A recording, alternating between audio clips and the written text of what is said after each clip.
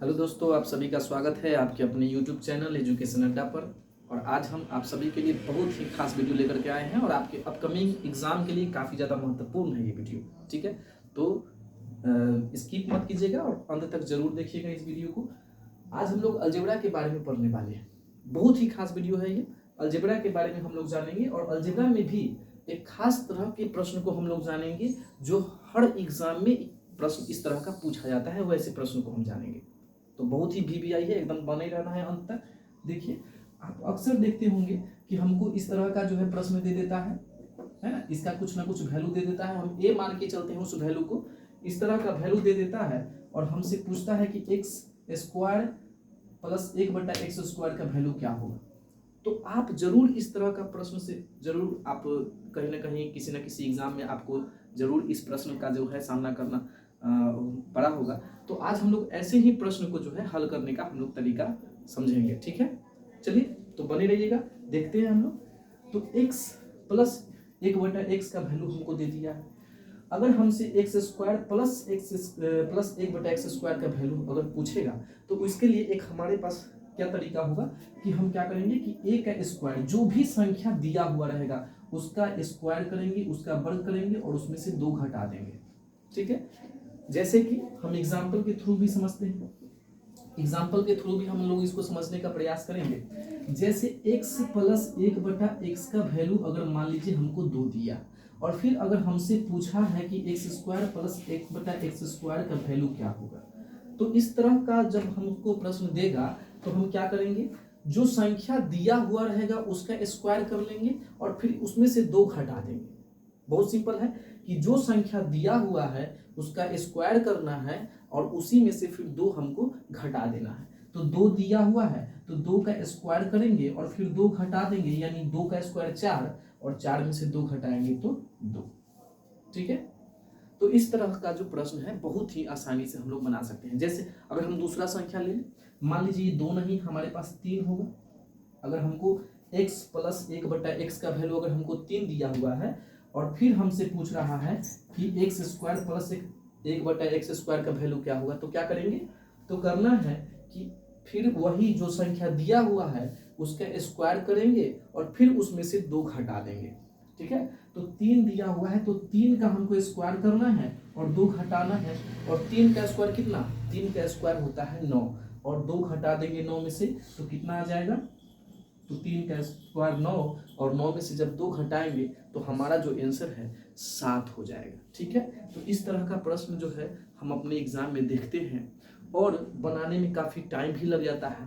तो अगर ये तरीका हमको पता रहेगा तो हम ऐसे प्रश्नों को बहुत ही कम समय में बहुत ईजी तरीका से जो है हम इसको सॉल्व कर सकते हैं। ठीक है, अब देख लीजिए दूसरा भी है। अगर मान लीजिए हमको x माइनस 1/x का वैल्यू दिया है और फिर हमसे x square plus 1/x square का वैल्यू पूछा है, इस स्थिति में हमको क्या करना होगा।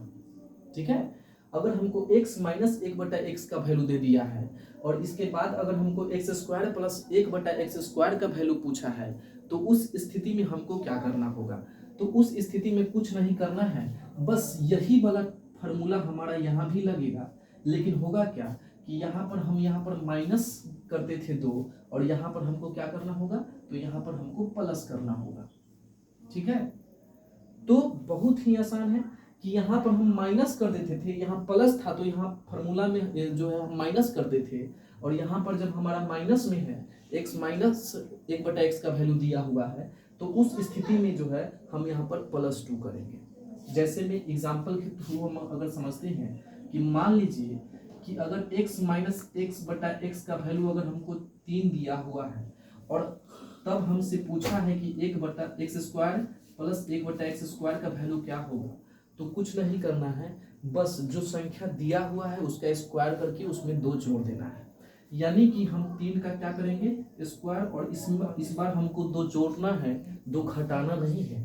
तो 3 का स्क्वायर 9 और 9 में 2 को ऐड करेंगे तो कितना हो जाएगा, 11 हो जाएगा। तो बहुत ही सिंपल तरीका से जो है इस तरह का प्रश्न जो है हम लोग हल कर सकते हैं एग्जाम में, और बिना कोई गलती किए और बहुत ही कम समय में। ठीक है, क्योंकि हम जानते हैं कि एग्जामिनेशन हॉल में वहाँ पर जो है हमको टाइम को मैनेज करना होता है ना, क्योंकि बहुत सारे प्रश्न होते हैं, बहुत हर विषय के प्रश्न होते हैं। तो आपको जो है समय का बचत करते हुए कैसे जो है हम कम समय में प्रश्नों को हल करेंगे, उसके लिए ये तरीका है। अगर मान लीजिए कि यहाँ पर हमको 7 अगर वैल्यू दिया हुआ है तो क्या होगा बता सकते हैं?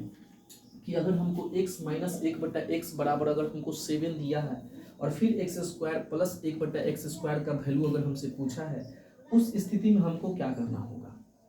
तो उस स्थिति में फिर वही तरीका करना है। तरीका में कोई बदलाव नहीं होगा कि दिया हुआ संख्या का स्क्वायर करेंगे और उसमें 2 जोड़ देंगे। तो 7 का स्क्वायर जो है 7 का स्क्वायर करना होगा हमको, और 2 को क्या करना होगा? जोड़ना होगा। तो 7 का स्क्वायर होता है 49, और 49 में जब 2 जोड़ देंगे तो कितना हो जाएगा? 51 हो जाएगा। ठीक है, तो इस तरह से जो है हम एग्जाम में जो है प्रश्न को हल कर सकते हैं। लेकिन यहाँ पर और भी स्थिति बन सकता है। ठीक है, यहाँ पर और भी स्थिति बन सकता है। उसको क्या करेंगे? अगर मान लीजिए यहाँ पर हमको स्क्वायर नहीं पूछा है, ठीक है, स्क्वायर नहीं पूछा, यही है। अब ये तीसरा नंबर पर हम आ गए हैं और इसको 4 नंबर कर देते हैं। तो यहाँ पर अब हमको जो है स्क्वायर नहीं पूछा। अब हमसे अगर हमको अगर x प्लस 1/x का वैल्यू दे दिया, अगर हमको x³ प्लस 1/x³ का वैल्यू अगर पूछेगा तब क्या करेंगे? ठीक है, तब उस स्थिति में करना क्या है? जो दिया हुआ संख्या है उसका घन करना होगा और इसमें से 3a को घटाना पड़ेगा। याद रहेगा? याद रखना है थोड़ा सा। तो यहाँ पर जो है x प्लस 1/x का अगर वैल्यू दिया हुआ हो और इसके बाद जो है x³ प्लस 1/x³ का वैल्यू पूछा हो, तो कुछ नहीं करना है, दिया हुआ संख्या का घन करेंगे यानी q निकालेंगे और उसमें से 3a यानी कि जो दिया हुआ संख्या है उसमें 3 से गुना करके घटा देंगे। बहुत सिंपल तरीका है।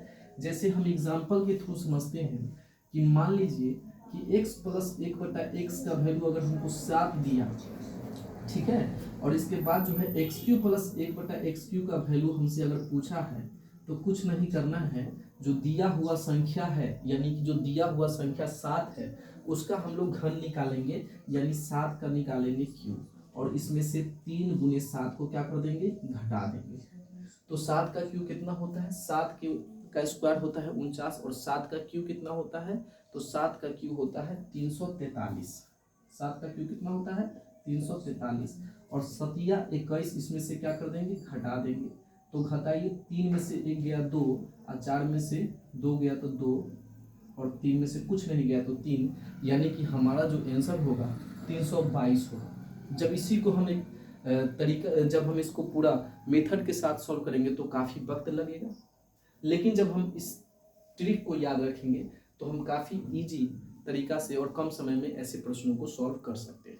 ठीक है, तो क्या करना है फिर से एक बार समझते हैं कि अगर x प्लस 1/x का वैल्यू दे दिया है और x³ प्लस 1/x³ का वैल्यू निकालना है, तो दिया हुआ संख्या का घन निकालना है और फिर दिया हुआ संख्या का 3 गुना करके उसको उसमें से घटा देना है। ठीक है, तो 7 का q करेंगे और फिर 3 गुने 7 करके उसको घटा देंगे। ठीक है, तो 7 का q 343 और माइनस 21 और घटा देंगे तो 300 कितना आ जाता है? 22 आ जाता है। फिर उसी तरह से अगर मान लीजिए कि x माइनस 1/x का वैल्यू दिया हुआ है और इस बार जो है हमसे x³ माइनस 1/x³ का अगर वैल्यू पूछा है, तो फिर कुछ नहीं करना है।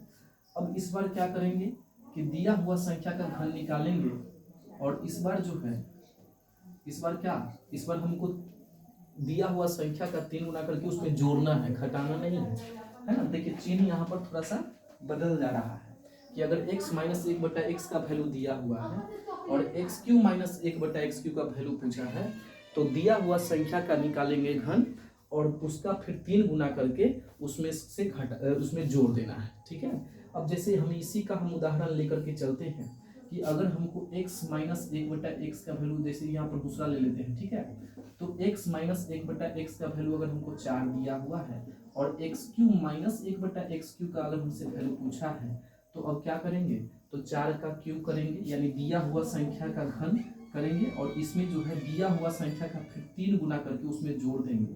तो 4 का क्यू जो है 4 चक 16, 16 चक्का होता है 64 और इसमें हम 4 दिए 12 को जोड़ेंगे तो 4 2 6 और 6 1 7 होगा। ठीक है, तो इस तरह का प्रश्न जो है आप अक्सर अपने एग्जाम में देखते होंगे। कई बार गलती भी हो जाती है, बहुत सारे बच्चे को आता भी होगा बनाने के लिए, लेकिन फिर भी जो है आज हम प्रयास किए हैं कि आप लोगों को शायद हम समझाने का प्रयास किए हैं वो आपको समझ में आ गया होगा। तो आज के लिए इतना ही, ये आपके लिए काफ़ी ज़्यादा हेल्पफुल हो सकता है। जय हिंद, जय भारत।